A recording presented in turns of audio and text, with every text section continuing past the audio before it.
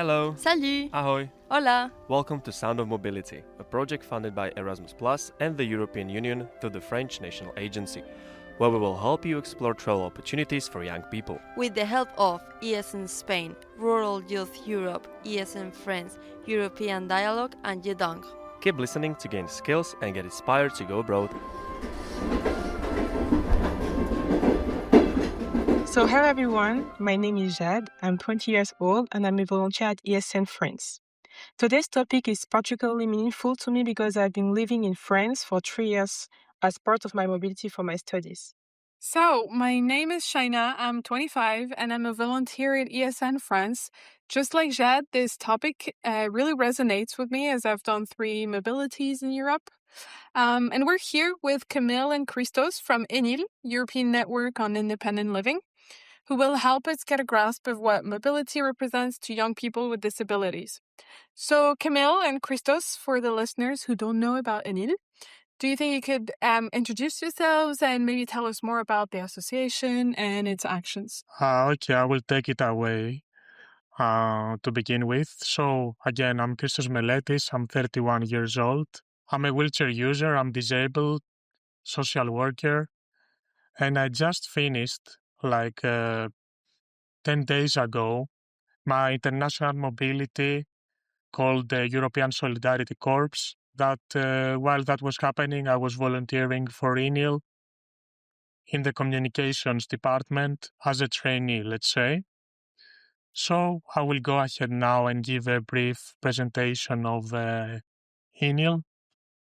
So the European Network on Independent Living is a Europe-wide organization led by disabled people for disabled people, and ENIL promotes the right to live independently and be included in the community, which is actually guaranteed under Article 19 of the UN Convention on the Rights of Persons with Disabilities.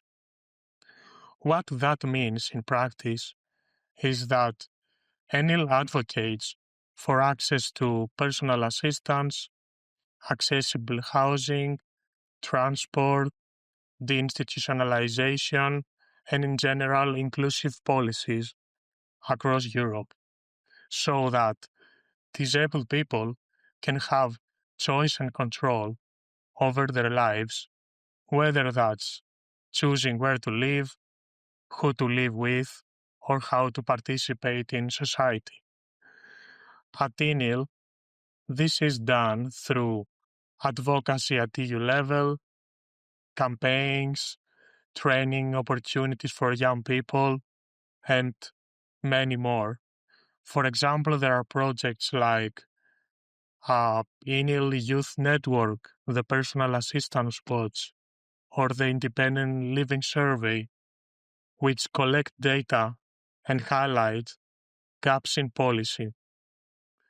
And for many of us volunteers like me, ENIL is also a platform to grow as advocates and learn how European policy connects with our daily realities as disabled citizens.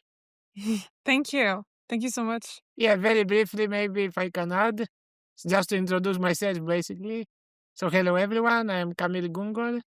I live in Greece, I'm based in Greece, and I work remotely for the European Network on Independent Living as a policy and movement support officer. And I know it doesn't make sense, the name, so I will explain a little bit. And basically, I do a few policy areas that intersect with disability. In my case, it would be climate change and disability, or AI and technology and disability, hate crime, hate speech and disability. But I am also working with our members. I am the membership guy. And I am also working with our youth network, with the young people in our organization. We are very proud at ENIL. We have a youth network of about almost 400 young disabled people all over Europe, which is one of the biggest networks in Europe of disabled youth. And we are very proud because we engage them and we make sure they are active, they have a voice in our organization and in our policies and development. and my role is to support, their work. And just to give a very brief intro, how my relation to the uh, ESC and Erasmus is that I did it 10 years ago. I was the first one for our organization and the first one in Belgium. I went to Belgium to get support back then. And after me, they followed, and now every year we have new and more volunteers like Christos nowadays. And thanks to this opportunity, I also found my job in the organization because I was volunteering for them. And then a bit after I finished, I found a job. Thank you very much for this presentation. So, welcome once again to our podcast. The topic today is a very important one since we'll discuss mobility for young people. The goal of this episode is to try to understand the gap between mobility opportunities and accessibility, and how international mobility can be a fantastic opportunity to become more independent. So now let's get to the heart of the matter. What does international mobility mean for young people with disabilities? I'm gonna answer that question since I just finished my volunteering and the experience is pretty fresh. For me, moving to Brussels for the past 6 months has been truly transformative, to be honest, because it gave me the opportunity for the first time to experience having personal assistance, which is very important for the emancipation of a disabled person, of many disabled people. So in Greece, my home country, the personal assistant scheme is non-existent, to be honest. So I really never hoped to benefit from it. But through Enil and my volunteering, I finally got to see how empowering and emancipating personal assistance can be for disabled people. So experiencing that firsthand has motivated me to advocate even harder for it, both on a national and European level. The same goes for other pillars of independent living, like accessibility. Belgium is far from perfect when it comes to wheelchair accessibility, but it does get some things right. And seeing those good practices in action gives me valuable examples and tools as a disability advocate on international mobility. I would say that, at least for me, these past 6 months have allowed me to live as a human being for the first time in 7 years since I became a wheelchair user. And that honestly can be life-changing. Yeah. Thank you so much, Christos. That's really interesting. And to find out about Brussels, that it's not the perfect yet, but it is inclusive in a way more than other cities, maybe. Yeah, Athens is at the bottom of the barrel, I would say. So there is no competition there, to be honest. Okay, but that's good to know. Kamil, do you want to add something? Thank you. I agree, of course, with what Christos said. I don't have that French experiences I finished 10 years ago. But yeah, for me, it was a transformative opportunity which changed my life afterwards. After that, I traveled the world and I still continue. I found a good job. I was able to contribute, to policy changes in my country and in Europe. And all these things started with this mobility opportunity, which was inclusive. It had budget, for personal assistance, for my accessibility needs. And just because out of it, I took the opportunity and I'm not the only one. And, things, happened. And yeah, since you asked it, the question, the way you asked it is what does international mobility mean for young people? With disabilities? I think in the end of the day, it means the same that means for the people without disabilities.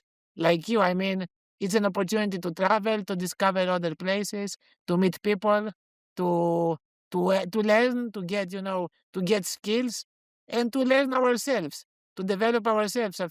I think this is the best. So yeah, that's it from me for the moment. Thank you.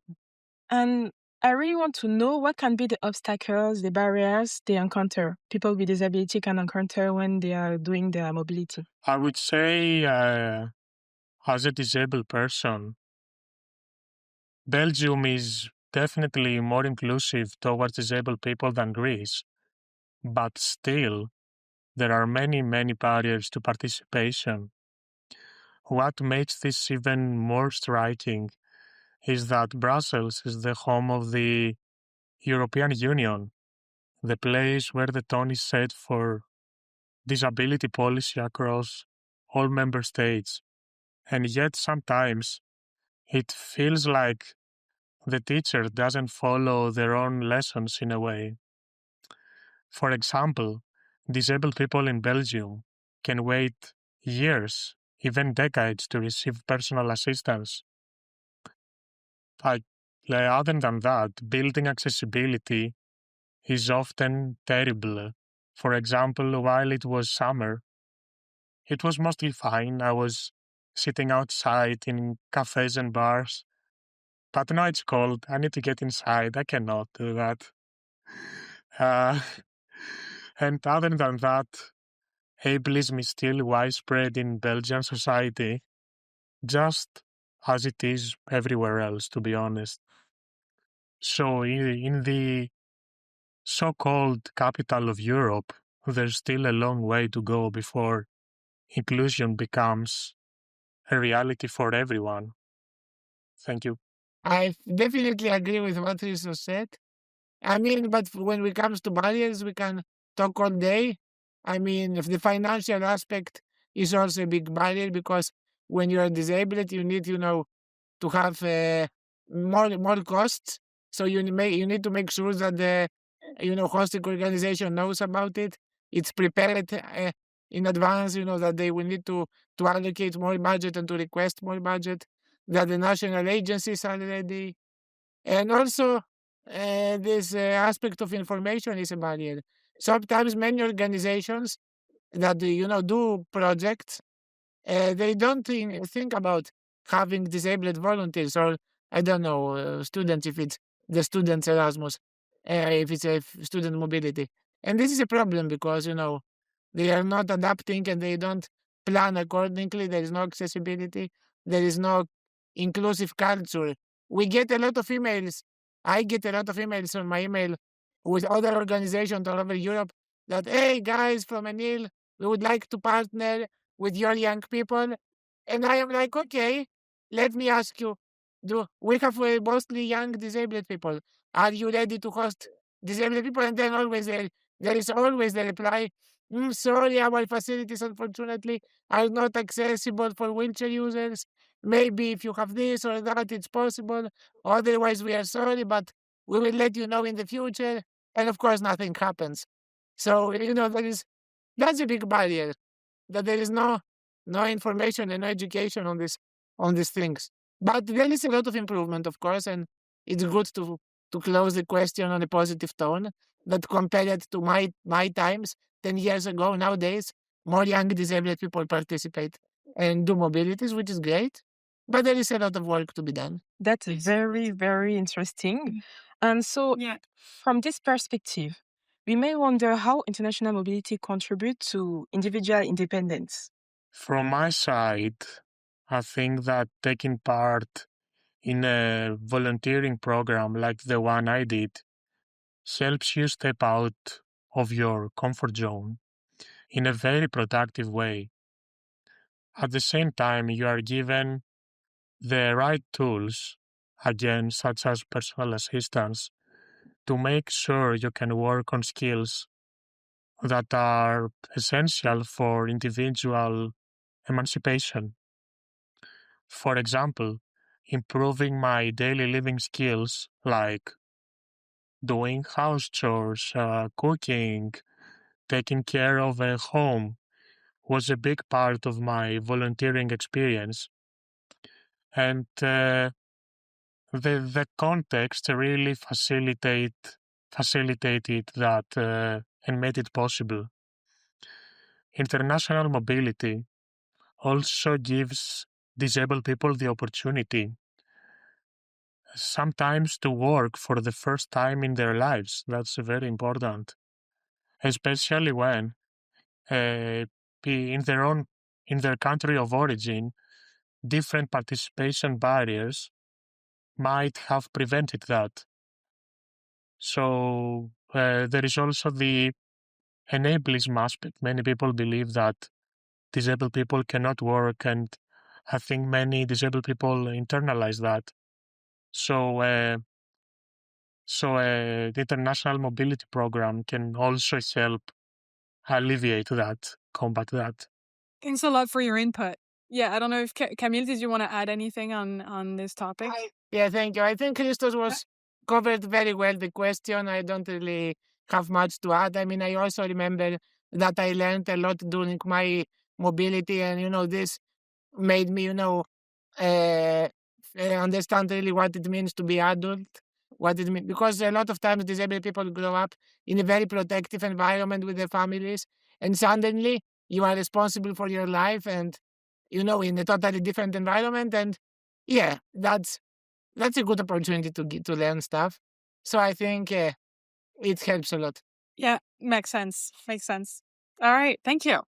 So on that note, I think Christos, you kind of started mentioning ideas, but what recommendations would you address to European or national institutions to improve their conditions and make mobility an inclusive reality for everyone? So I don't know, Christos or Kamil. I mean, there is a lot of things, we could say. We already mentioned a few things before.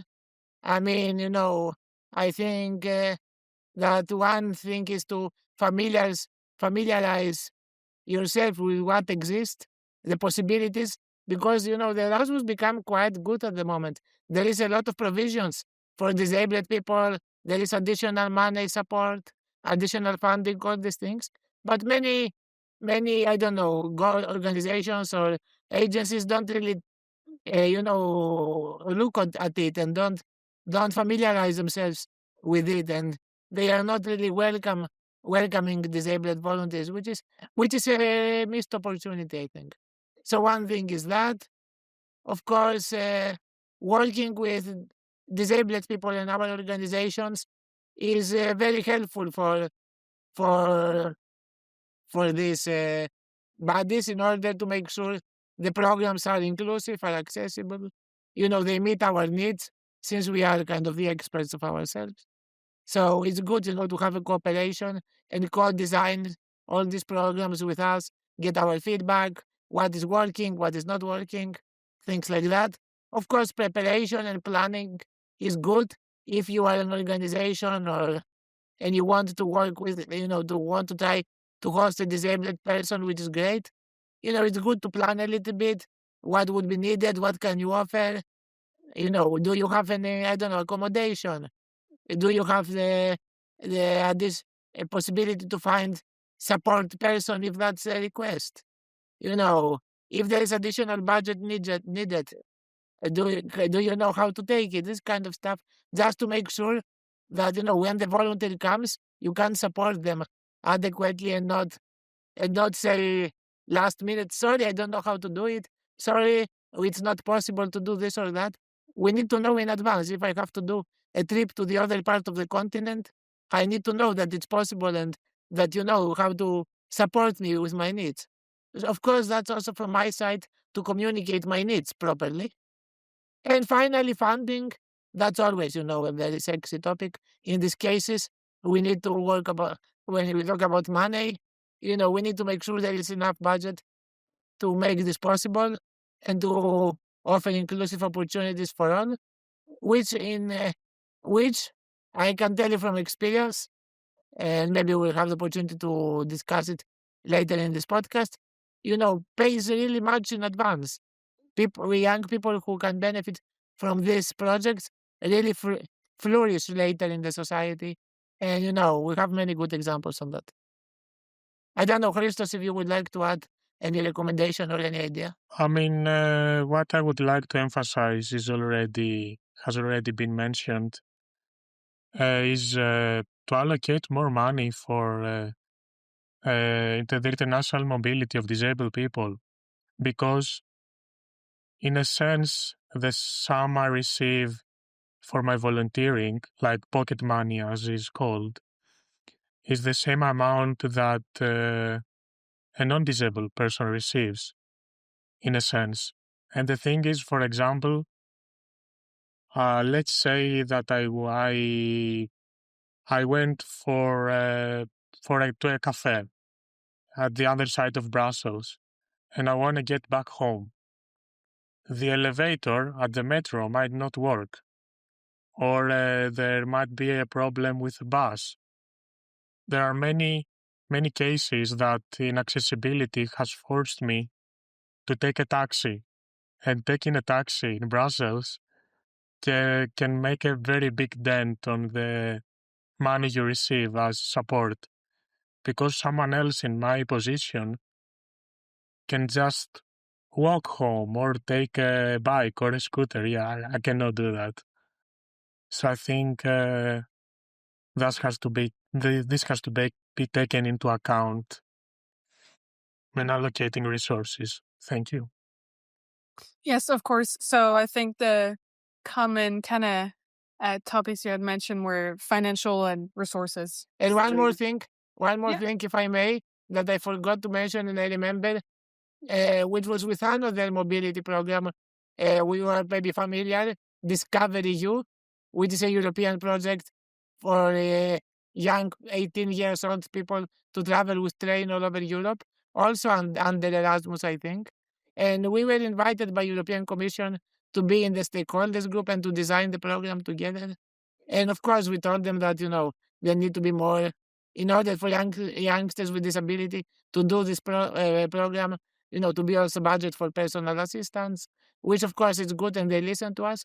But something that was missing, it is missing from many European projects, Erasmus or whatever it is, that in the communication of the project, you don't see disabled people. So we don't think it's for us. Many disabled people don't know you do Erasmus, you can go for volunteering, you can go, I don't know, for the studying. Because in all the advertisement, all the social media posts, all the video, you see just specific types of people which usually are not disabled. So we communicated that to Commission that if you are putting, I don't know, 5 youngsters on your poster, make one disabled.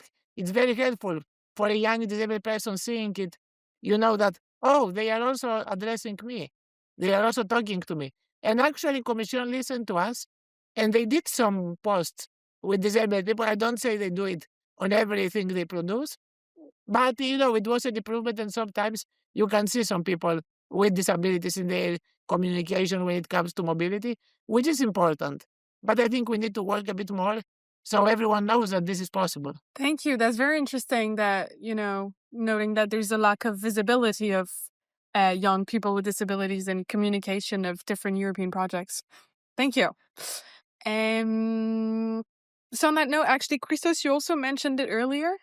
Do you guys have any examples of countries or programs that are particularly successful in promoting inclusive mobility? We've talked about the ones that were not very inclusive. So maybe you guys have any ideas? I mean, I don't think it's connected to a country. It's not about Greece, Belgium, Sweden, or Spain, or whatever. It could be anything, but, if there is this mentality in the organization, and if the national agency is, keen to work with and to do inclusive projects, then you have it. And actually, Enil in Belgium, our organization is one of the best examples all over Europe. We are hosting young disabled people of all kinds of impairments, not only wheelchair users. We had a volunteer with Down syndrome last year. We had a deaf a person of hard of hearing. We had blind people. We had autistic people. We have a lot of different kinds of impairments. People with impairments who volunteering for us. So we prove it's possible. And we are in Belgium, which is not the most accessible and inclusive country in the world. So sometimes the country is not really that important if you have the mentality and if the national agency wants to support you, which in that case it was the case. Of course, countries that have more developed systems and are more inclusive in general, they are more accessible, their mentality there is better, it's more likely they have more projects which are inclusive and accessible. For me, I guess it would be much easier to do a project. I don't know. This is a guess, to go to do a project in Finland than to try to do a project in Bulgaria. Not because Bulgaria is bad or something, but because it's much more difficult there for disabled people to move around, to access public transport, to have accessible building. While in Finland, it is, tradition for many years to include everyone. So, that's a guess that some countries might do better.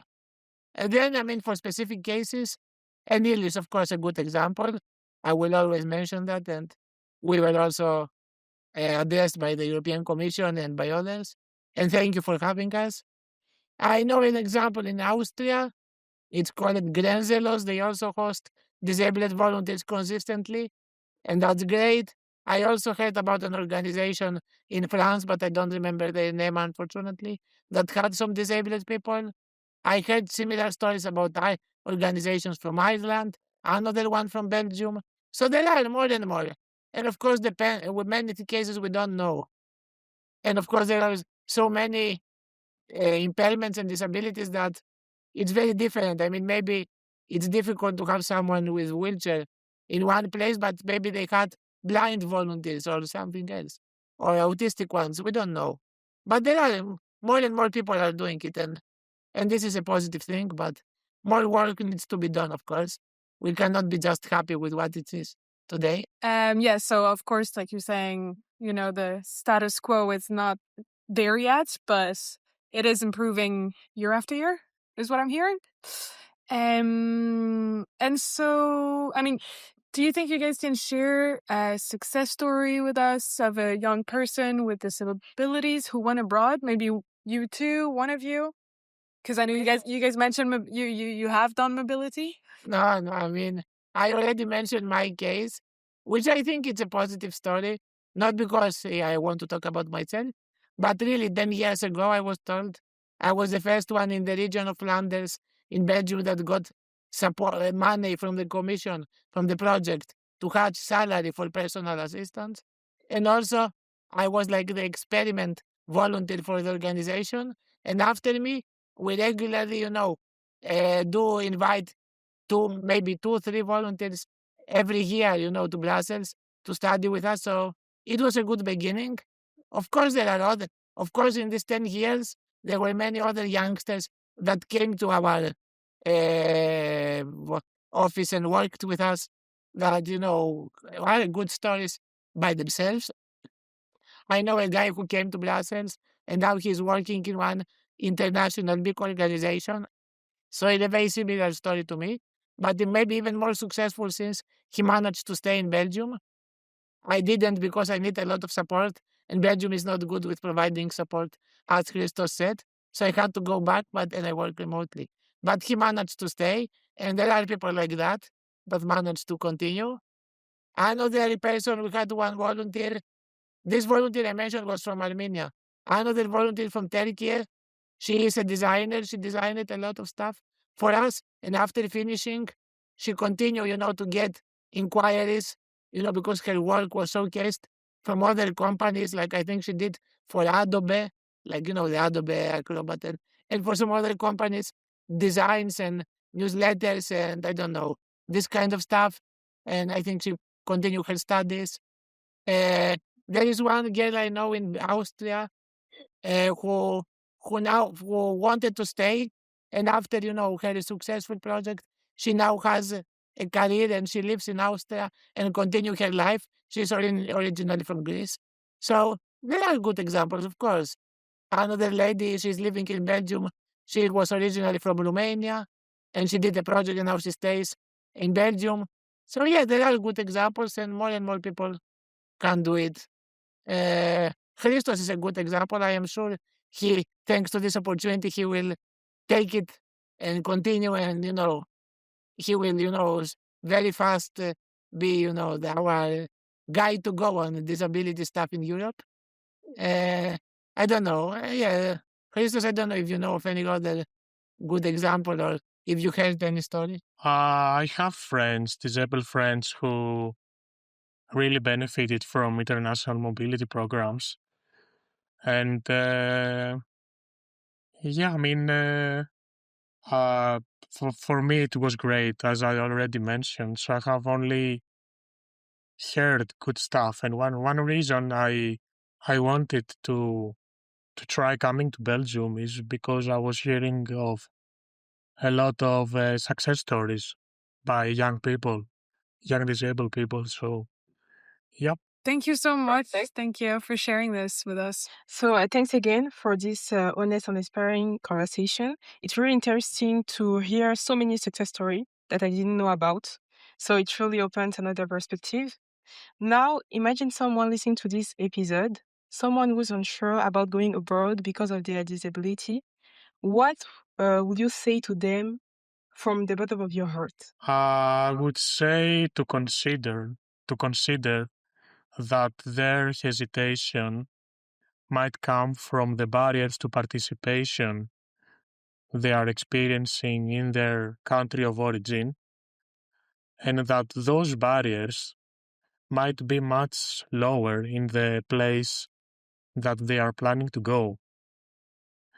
If the hesitation comes from social barriers, then volunteering with an organization like INIL can make a difference.